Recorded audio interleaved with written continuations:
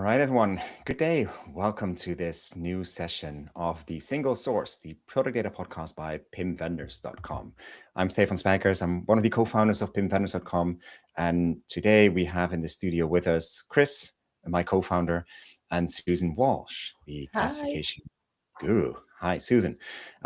Before we go into the introductions, just a quick round of housekeeping. So we'll be recording this session. You can, of course, watch this later if you're not able to join live or you have to leave early. We'll be publishing this on our podcast stream. We're on Apple Podcasts or any other Spotify and any other channel you're getting your podcasts from. So be sure to check us out there and subscribe so you don't miss any other episodes.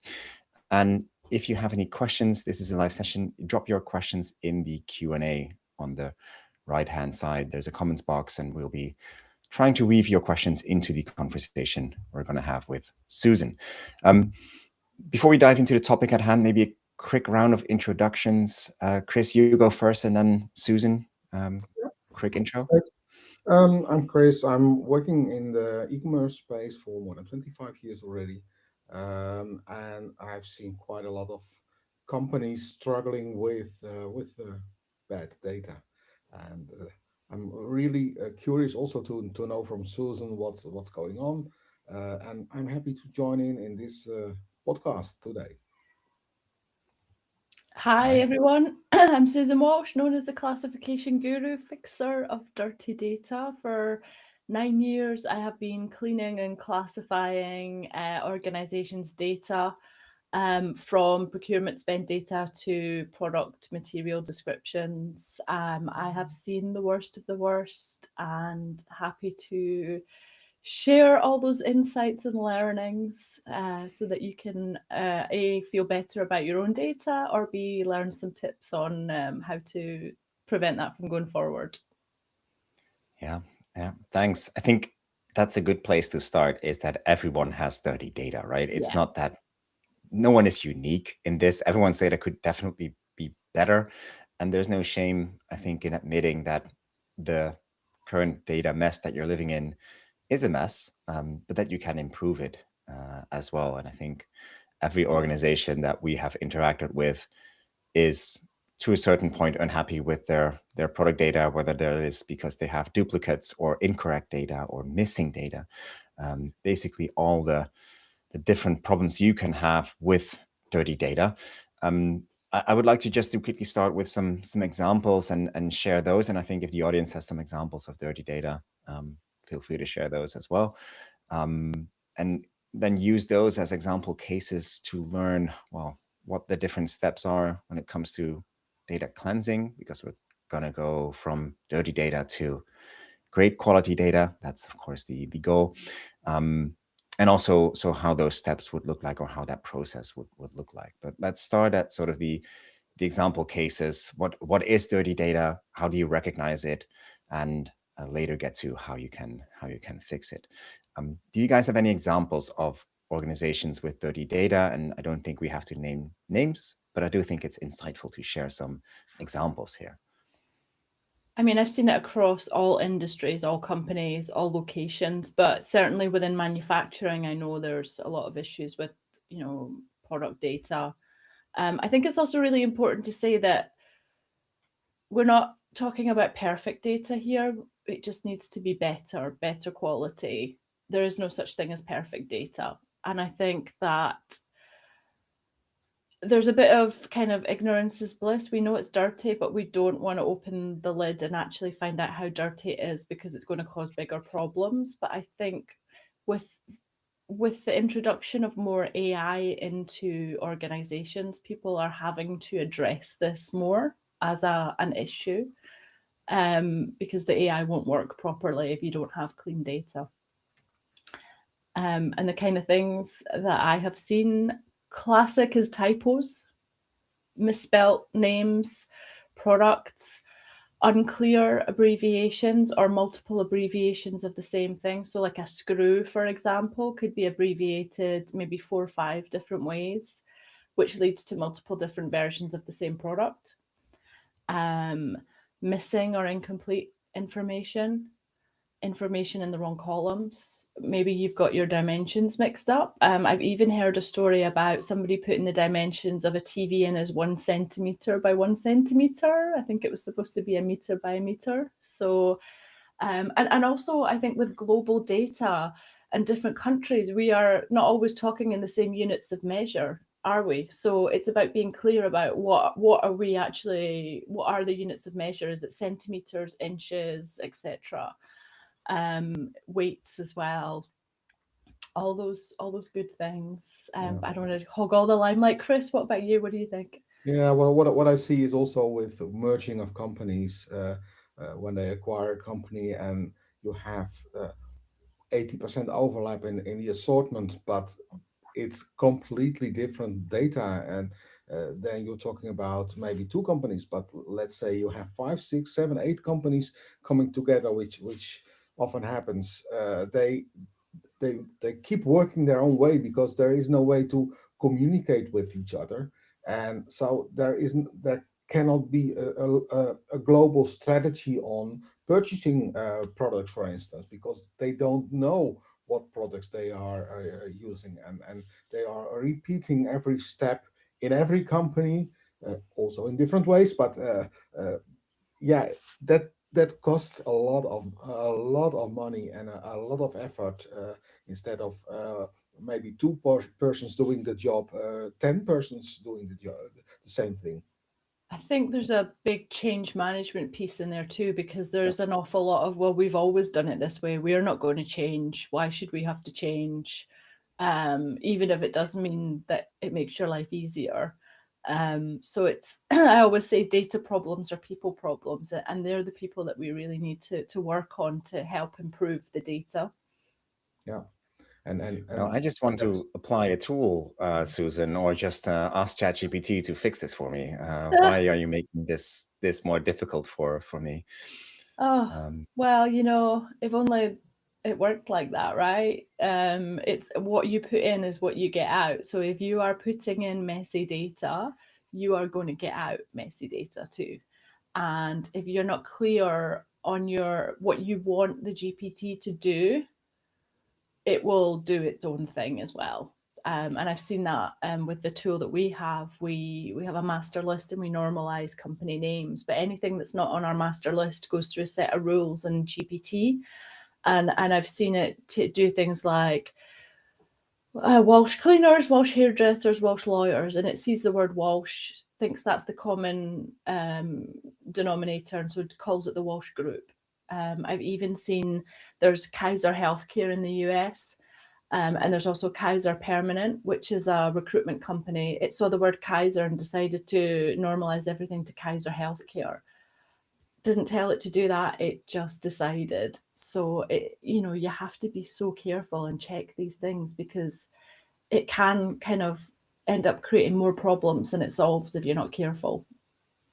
Yeah, you need to understand the context of data before you even can start cleansing things in this way. Yeah. And I think another thing is, a lot of people are using AI now, but they don't necessarily check what the output is, and they don't know what is right and what's wrong. Knowing and understanding your data is really important. Knowing how to check what the AI has given you to verify that it's right or wrong is super important, and I think we need to have more skills around that as well. Yeah, and knowing your data, when we talk about retail, then I think category management is one of the first steps. And mostly in the traditional way, they're not busy with managing data. They're busy with managing their products, and they buy things, or the buyer buy things, and they are selling things. And I mean, they're not dealing with data, they're dealing with products. And I think that this needs a shift in organizations, that there are two different streams. One stream is the physical product stream, and the other stream is the data stream. Yeah. And that's something which I see in a lot of companies. There, this is not in their mindset. It's not how they're thinking. So you need really people who understand the data around in this case around the product. Ownership's a big thing too. Like it's not our problem, that's someone else's problem, but we don't know whose problem it is. It's just we know it's not ours. We're not going to deal with it. But I think Yeah. it's really important for everybody to take ownership of the data. Like we all have maybe responsibility for parts of it. Yeah, because when everybody has responsibility, there's no Yeah. responsibility. So you really need to organize it in a, well, call it hierarchy way, so you can have an escalation path when things go wrong, and that's when things go right. There is no problem, and we all know it. It doesn't always go right. Well, it's not even that it's as long as there's no problems, we'll just keep going. We might know the data's not right and not good, but it's not causing any issues right now, so we'll just keep going. And then something massive disaster happens, and suddenly it needs to be fixed urgently. And unfortunately, um, over the years, I've seen that there tends not to be any budget to fix these problems until a problem has occurred, and then it becomes urgent or business critical, which is a shame because if you had fixed it before the problem had occurred, it would have been a lot more cost effective and less Mhm. stressful. But I mean, that's a typical problem when we get to data quality, right? Or dirty data, is that it is seen as a cost, not as a potential It's return an on investment. investment, right? You're investing in not just your data, but your organization, your efficiencies, your bottom line. You're being more profitable because there's less errors. You're not shipping the wrong products. You're not having to return goods and send something else out. You're not spending time issuing refunds, processing XYZ. You can um, ship product more efficiently because it's right first time. There's all those hidden little benefits that nobody really thinks about that are, Yeah, you don't have all add duplicate up. stock. Yeah, I you see two situations in this case. One situation is that where you already have bad data, and one situation where you can start with your data, and starting with new data gives the opportunity to start it in the correct way, and to have your standards in place, and etc etc. But this almost never is the case, to be honest. You always start with an organization, or you enter an organization where data is already there, and it's polluted, and it's Yeah. polluted in a way that it's logical, because it has never had any focus on data, and that's a mind shift, I think. Yeah, Yeah. And then you inherit yeah, dirty data from other organizations that you've acquired yeah, with yeah. all I mean, their it's bad yeah. the habits. Or also, like, you're sending a spreadsheet to your supplier, please fill in the gaps, and okay. And what do they fill in, and how do they fill in?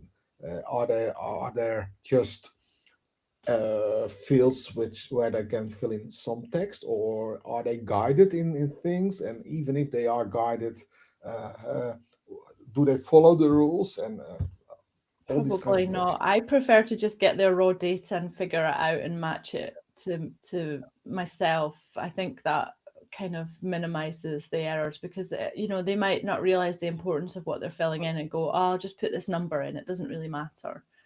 Yeah, and then you go to this television 1 by 1 centimeter. Yeah, okay, we need to go on in the process, so we have to fill in something. I'll just put a one in there. I mean, that's I've we seen see this this with quite address often. information. It's like you can't save the record without putting some information in the cell. So they go, address not available. So that becomes the address. Yeah, and it's And then never it been looks filled like up. you have an address, but you don't. Yeah, I mean, so I mean, what we have sort of seen now is data quality is not a problem until it becomes a problem, Mhm. right? Uh, the the burning platform needs to start burning before you start extinguishing the fire, which is unfortunate, I would say, to at least, but it's also a missed opportunity. Yeah. I think we all appreciate on this side of the table that having good quality data or having a good quality data is the result of a process, right? And Yeah. as you already mentioned, Susan, it starts with that process. It starts with the people, maybe even. So that's where we should start. But maybe before we go in even deeper, or before we start exploring sort of potential fixes to that, maybe dive in a bit deeper in what do we actually mean by dirty data or by cleansing data. I think the terminology is such an important thing, and some people say data cleansing is just the mapping of your supplier data to your own internal product data model, the way you want to have the data represented in your organization. But there's, depending on how you want to split it, there's maybe 6 or 7 or maybe even 9 distinct steps within classification or cleansing. Cleansing. Yeah. Classification could be one of those steps. Let's quickly explore what actually happens in the cleansing stage. So you get product data from your input sources. Let's put it that way. Could be suppliers, could be a data pool, could be a spreadsheet, could be internal data from your ERP or your PLM, your product lifecycle management tool. And then what happens then? Well, I mean, at the very basic level, dirty data is anything that's incorrect or not right. So you want to be looking through your product data to identify where there's information that might not be right. And it can be simple things like, if you normally, the way I see it is product codes kind of follow a numerical order, and it's similar product codes are next to each other in terms of, like, if it ends in a 5, 6, 7, 8. So if you filter product codes numerically high to low, and then you should see similar products grouped together, all that information should kind of look the same. But if there's one in the middle where the dimensions are different, or that might be a flag to look for some, check that that's right or not. But that's comparison. But when you want to measure the differences, you need to have a definition of what is right. Yeah. I think that's Yeah. the first step. What is right? Define. Yeah. Yeah. And also think about, I think a lot of people think about, we just want to fix the problem that we have now without thinking longer term about Mhm. um when we create this product description, for example, we might only need to know the name, the color, and the size right now. But maybe in the future we want to know the material description too. So maybe we want to start building that in now, even though we're not going to use it right now. We in 12, 18 months time, maybe we're going to need that. So kind of thinking longer term about what you might need in the future in your product description, in the information you're collecting. It saves you having to redo the whole process again further down the line, which again saves time, costs, etc. So yeah, I would say that's really important as well. That's actually, Susan. That's one sentence, looking into the future, but that's a huge amount of thinking within a company. When you consider they have multiple output channels where they need to serve, and um, uh, also a vision, where is the company going in the future, what is the direction. So there's a lot of a whole world behind this one sentence you are just saying. Yeah, and it could just be small things like, maybe we don't have the brand or the manufacturer name right now, but we want to start collecting it. So it doesn't have to be everything, but it could just be like small little things that they don't make much of a difference to input right now, but it'll make a much bigger difference later down the line. And just actually communicating and speaking to the rest of the business and finding out what information they might need as well, what helps them, because maybe they need the manufacturer name, maybe we don't, but that could help them. So then we're having, not repeating efforts or causing extra work. Yeah. And then just defining kind of a standard or a naming convention, for example. So it could be for how you spell the type out the manufacturer's name. It could be how you type out the colors, the product materials, the description, but having that all standardized so that everybody starts to talk and use the same language and terminology. That's really helpful. And even if you can't go back and fix what has been done, you could start from today and move forward and start to standardize things and make things better for the future, so Yeah. that maybe there isn't the opportunity to go back and clean what's been done. Yeah, um and also what I see is with merging of companies, you have for one product, for instance, different naming, but changing the naming has huge effect on the rest of this specific organization. So maybe you should keep both of this thing in place, but have a common understanding for the total company. So it adds actually an additional layer of data for the complete the total company, but you need sometimes to keep the wrong data because the company is working with it. You cannot change all systems available and depending on this data. So it's not just okay, it's wrong data, I just clean it and we're done. It has consequences. yeah, if it was as easy as that, we wouldn't have jobs, right? I'm going to go back to AI and cry in my Claude Code corner now. But it is, the unfortunate truth is that it is complicated, right? It Mm, is something, and that's yeah, also, I think, the reason many people tend to ignore that data mess in the corner until it is too late, because yeah, it is a complicated mess and it doesn't immediately lead to, well, the revenue uplift you would like to see. It creates a diffuse set of savings, right, from lesser amount of returns, or better spend analytics, or less less money tied up in warehouse stock because you don't have the same product on stock 6 times under 6 different product numbers.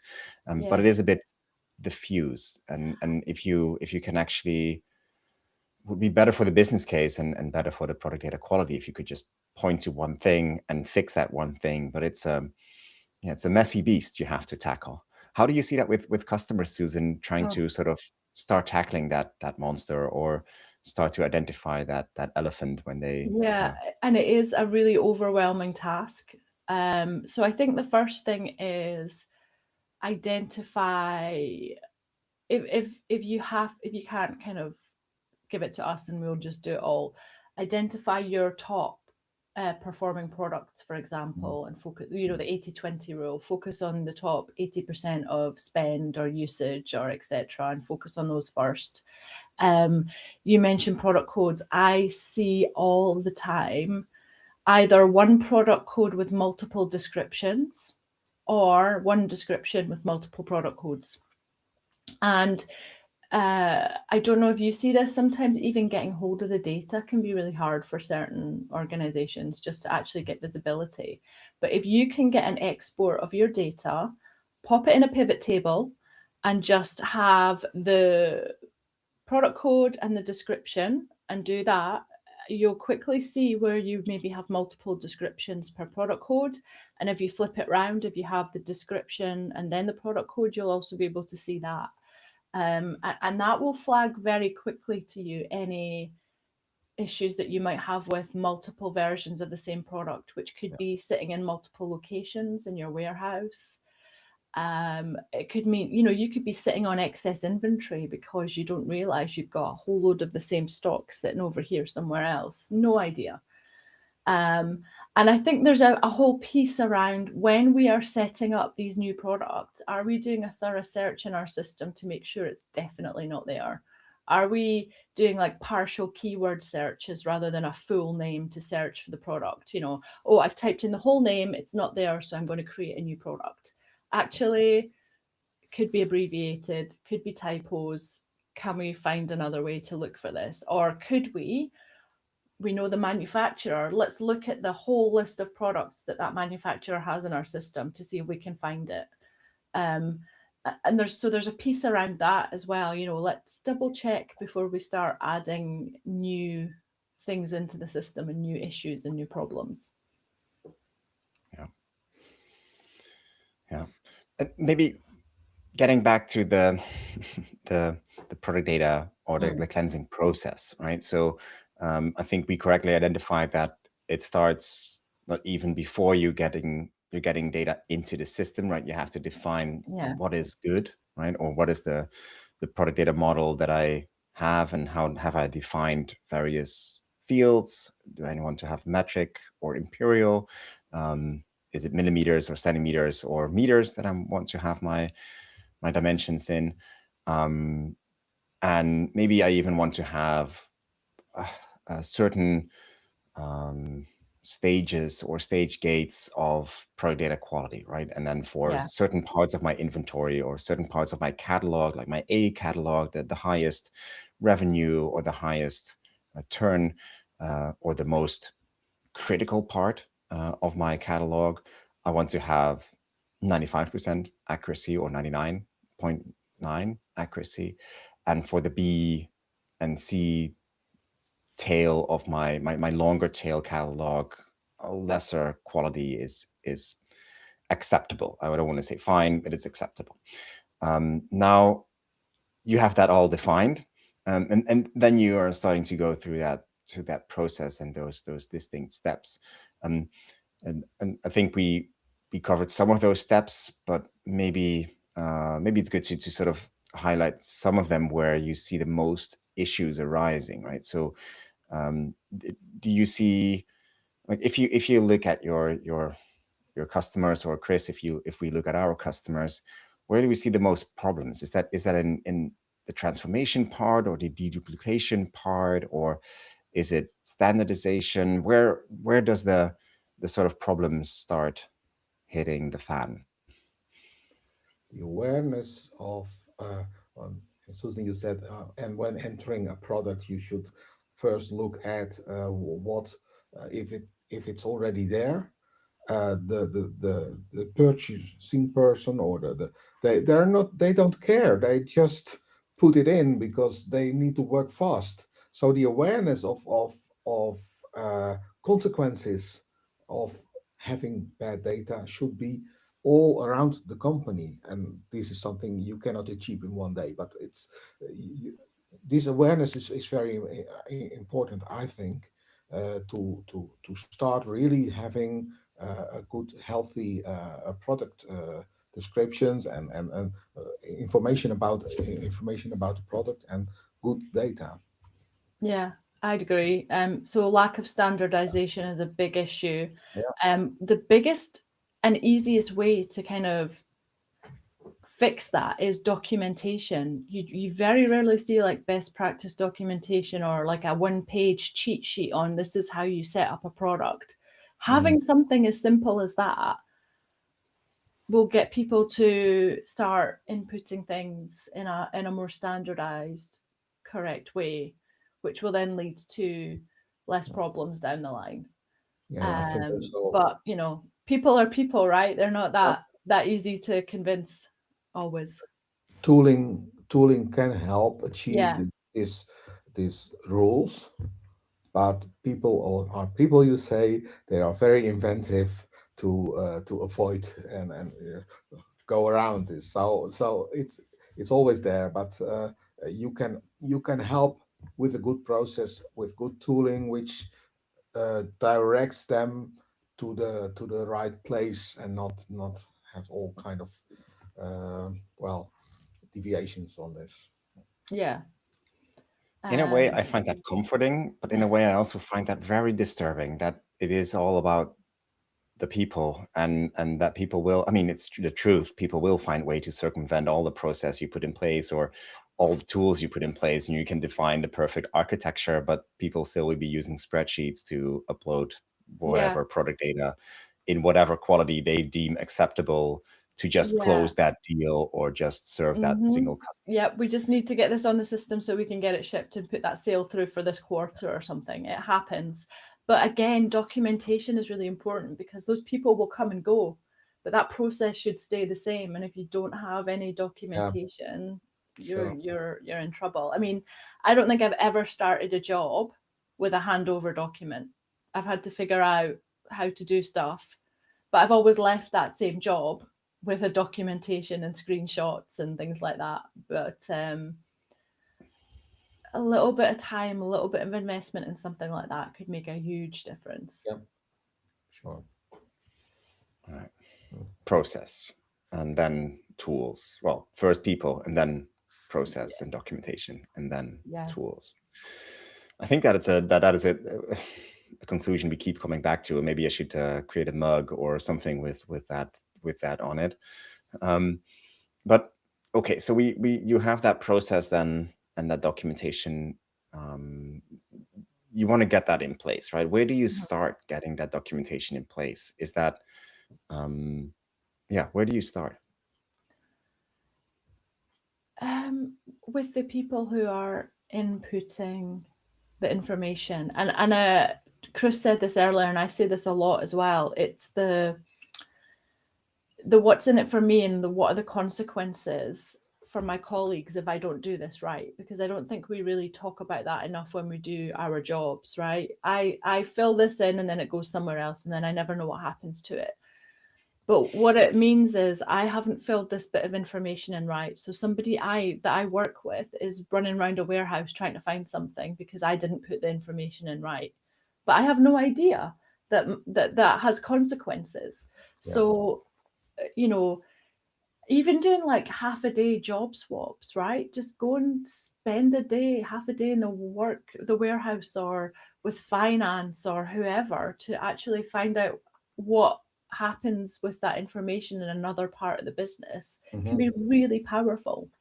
Yeah, yeah. What we often do with customers when we do an assessment, we will have all people uh, uh, around the table from the different departments. And then the boss is saying, "Oh, this process goes this and this," and then someone says, "No, I'm doing this," and then he does this, and if I don't do this, it doesn't work. So there Yeah, are always you can document things, but and that's important.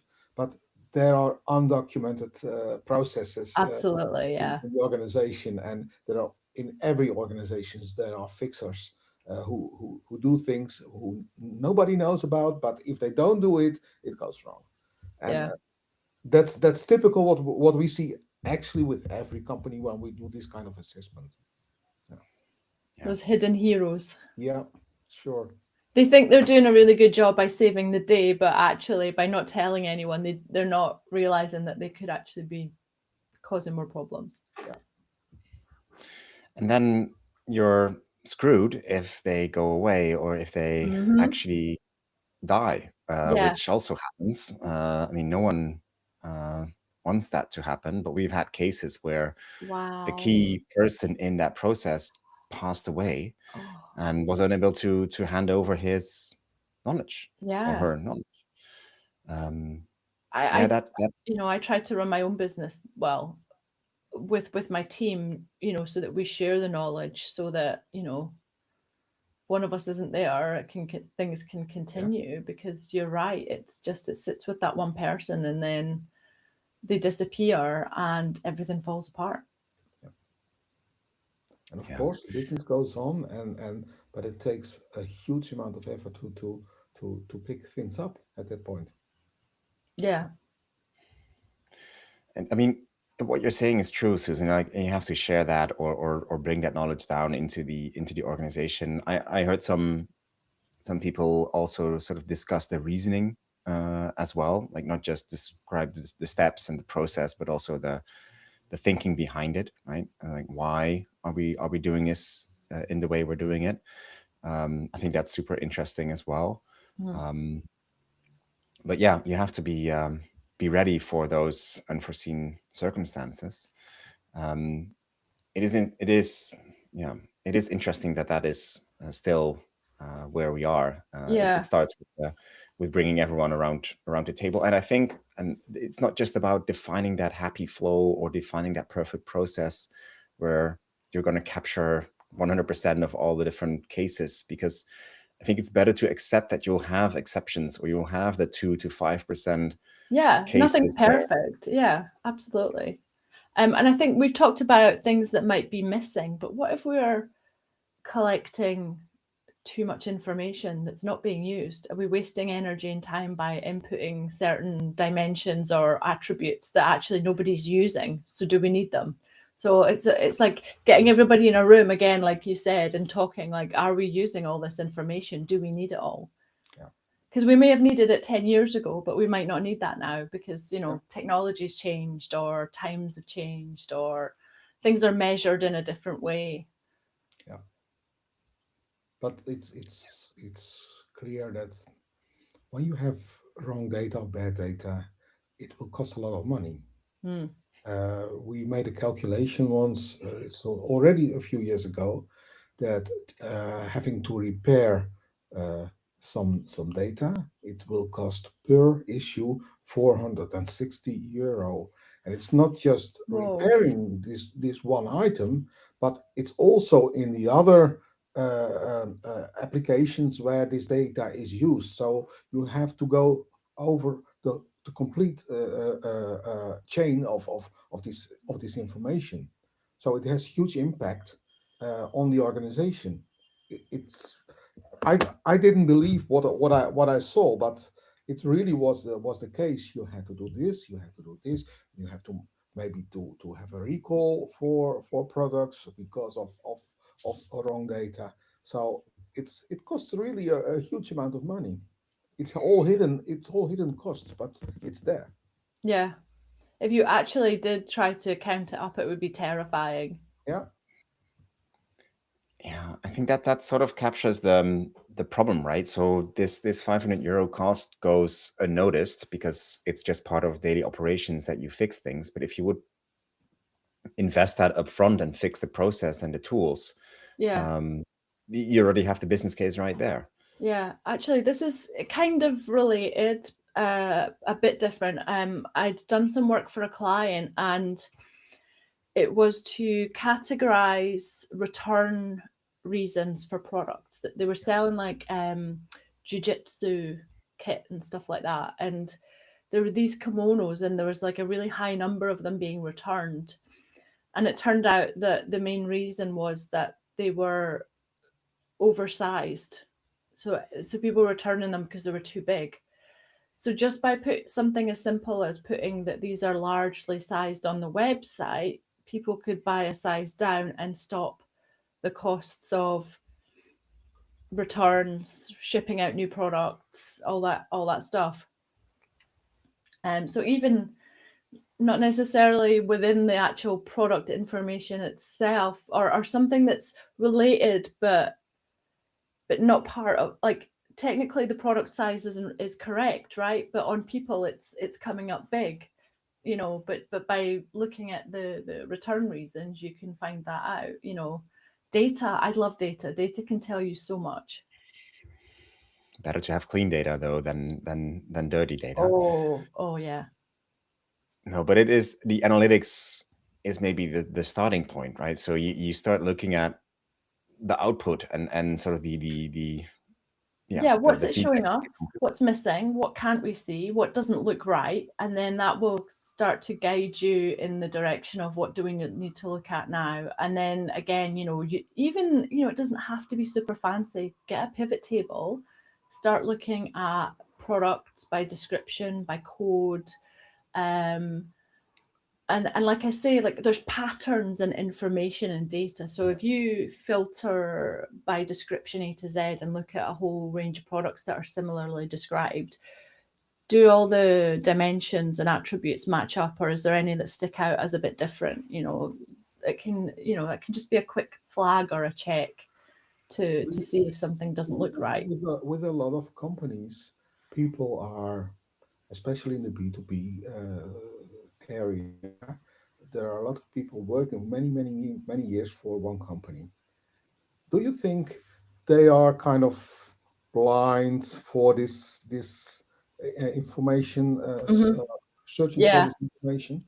Yeah, and I see this if I've been working on a project for a few weeks. I kind of call it like snowblind. You kind of everything merges into one. Like I work in a tool, and I'll export the data into Excel for the client, and I swear I have checked it front ways, sideways, back ways, and I export it into Excel, and suddenly in a different view, something jumps out that's not right straight away. The other thing is like there can be ambiguous descriptions as well. So say it's BL is for the color. Well, is that blue or black? Little things like that, can really mess up what's going on. But definitely if you're really familiar with certain data and descriptions, you kind of either it'll jump out straight away that something's not right, or your brain tricks you into thinking that it's right. Yeah. That's all about the definitions again, right? So even Mm. before you get started, you need to understand, okay, do we define as a company BL as a shortcut for black or for blue?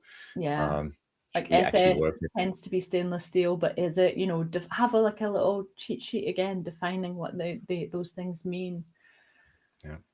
I mean, Because how many acronyms do you know that are different things in different industries?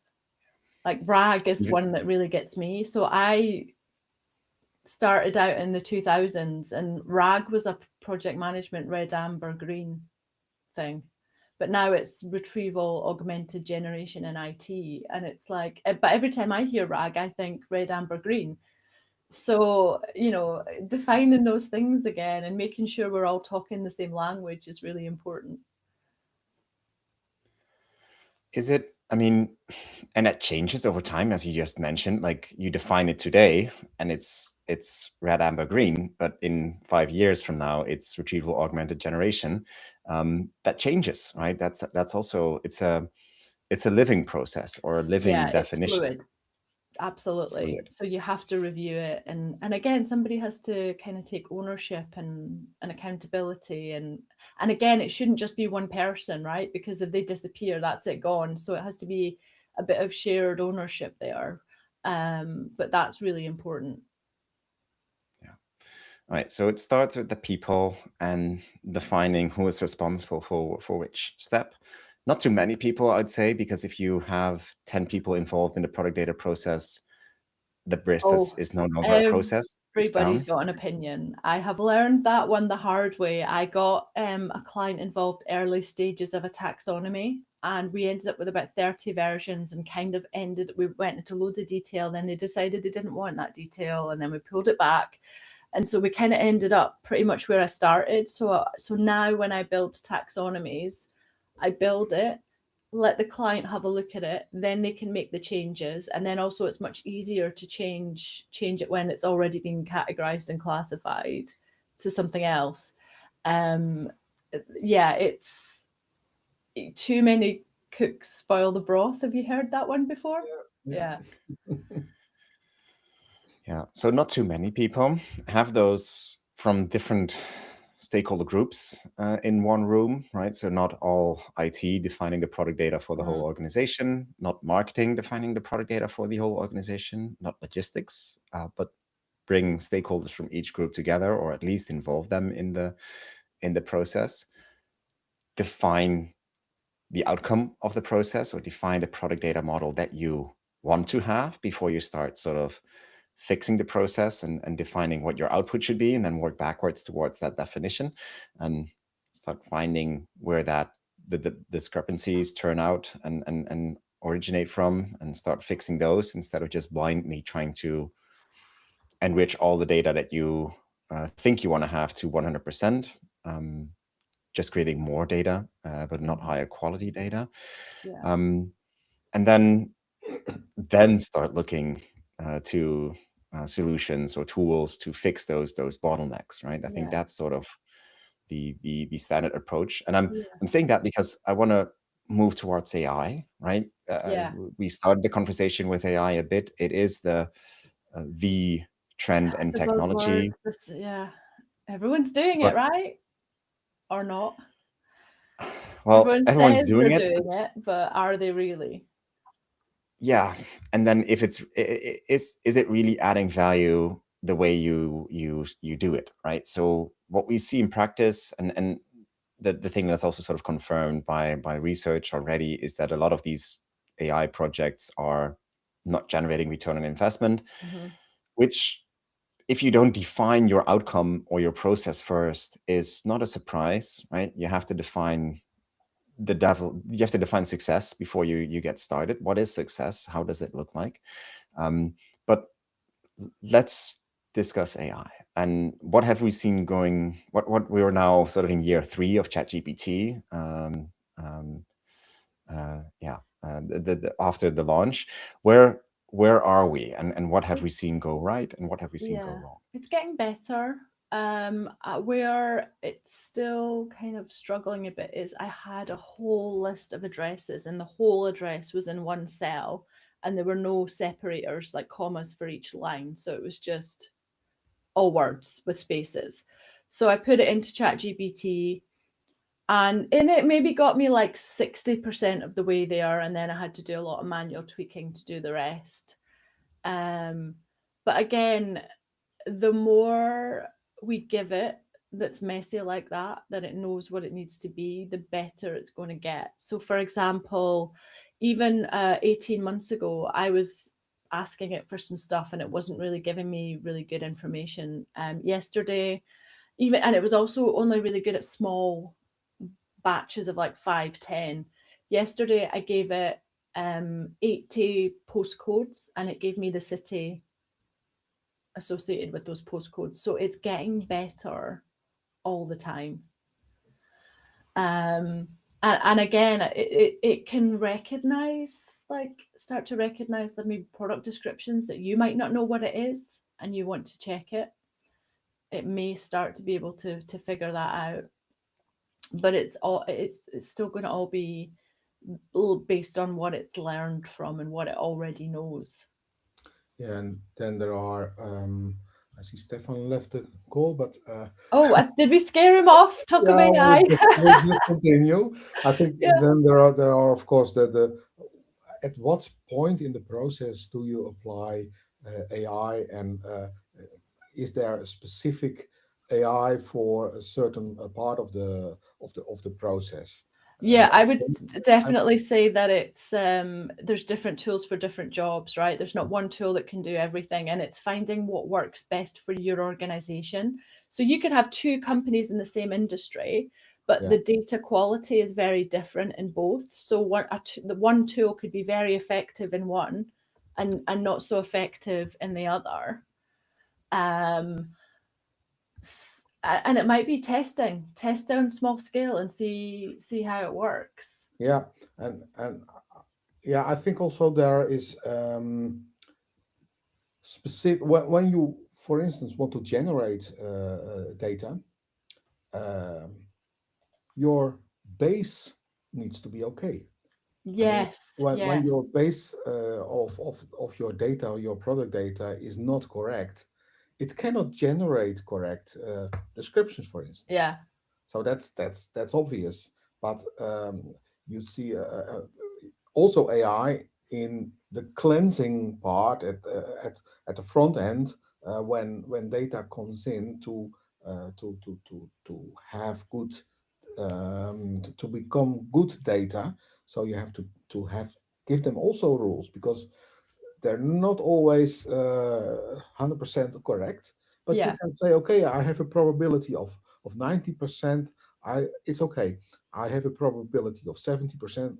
We need a human in the loop. I think you should always just have those eyeballs with by from someone who knows the data or the products at the end. I mean, I'm a triple check kind of girl. So, whenever we do any work, it's checked, checked, and checked again. Yeah, And I think that um the other thing is, if you are training a model based on your data, then it's going to be better every time. If you're using a tool that's kind of been tested across a wide range of industries and different types of data, then the results might not be as good. But if you're building something specifically within your organization, then you're going to have better results as well. And what we see in the market, that there are more and more tools specifically targeted to a certain industry or to this kind of things, and they are becoming more and more accurate in certain tasks. Yeah. So not all tasks, but Yeah. this specific task, they are targeted at for a certain industry, and they're good. I mean, it can be better, but they are good for now. Yeah. And that's it, right? It's not, we're not looking for perfect, but anything that helps us be more efficient, save us time, gives us less manual work, I'm all for that. Absolutely. Yeah, and then again, then within businesses, what we see is that there is some hesitation because people think, "Oh, I'm going to lose my job because of AI." Actually, no, it's going to change your job, Yeah. and but that's Hopefully also take away the mindset. bits that you don't want to do, right? Yeah, exactly, exactly. Oh, But I Yeah. have noticed we've got a wee question actually on LinkedIn from Baz. He's asking Yes, what the exactly. cons and pros from our perspective for having an MD and PIM team to avoid decision making in specific department which doesn't support the whole company. Pros and cons. So actually having a team so that it's not a Yeah. department that makes the decision. mhm. Exactly. So how this is how I would interpret the question as well, is have that as a centralized data governance team or product data quality team instead of having local data governance stakeholders or owners that define these things on the department level. Yeah. Um, in your experience, Susan, what would you recommend? I really Or think it depends on your organization and the type of data you have, the Yeah, kind of products that you've got, and what is going to work best for you. Um, Centralized is good if there's lots of communication, with the rest of the business to find out what's actually going on.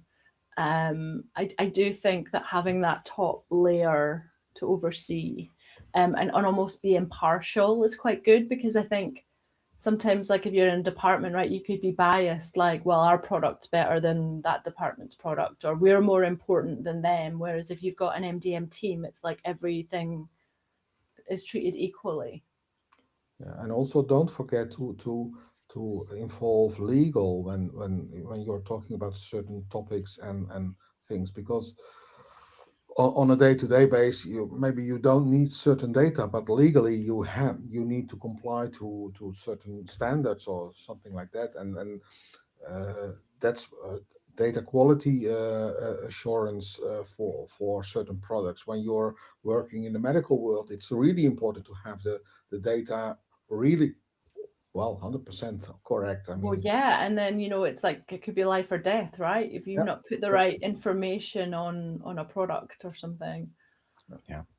So the benefits are, I think, clear, right? So you have a central team that defines that governance, that defines all the requirements from a legal perspective, that has the overview of the data needs of the whole organization.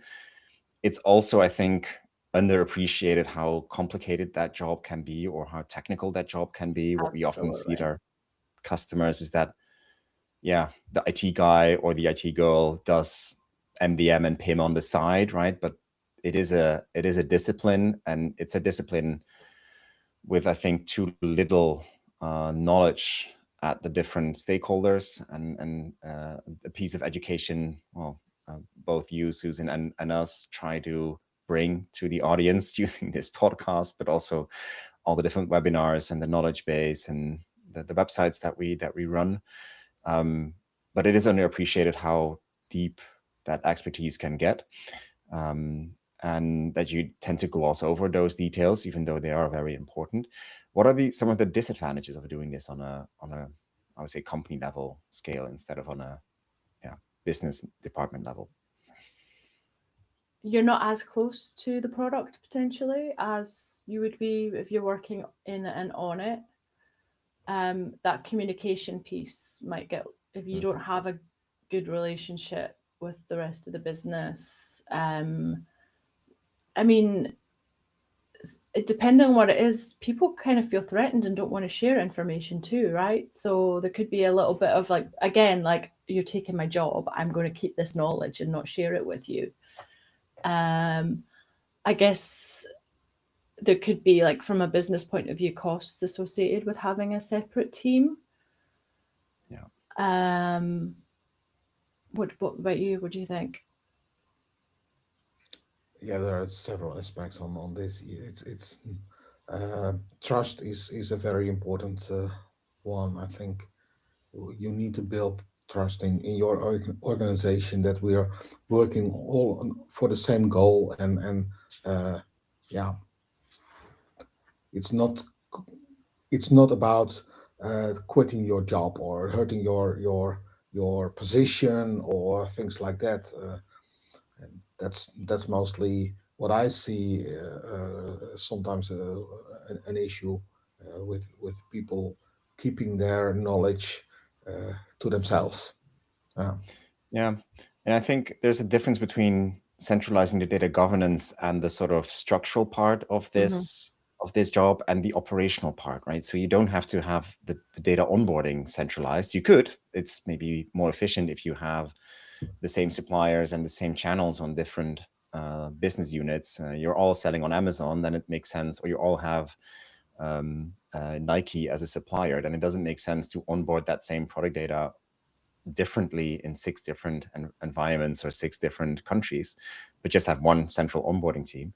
But you could also just say, we accept that that is the case because there's maybe certain specific local variances, or it's a smoother Actually, process. yeah, just thinking about that as well, just knowing from experience that there are some countries where, like, they might still be paper-based and they're not even centralized yet, so it might not be possible.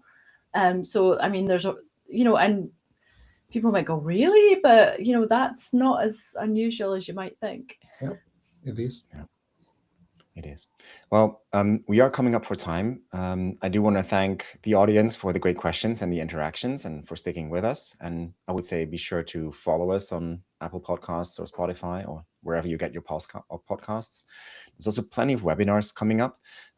So stick around on our LinkedIn page and follow us there. And be sure to check out Susan, both her profile and the website.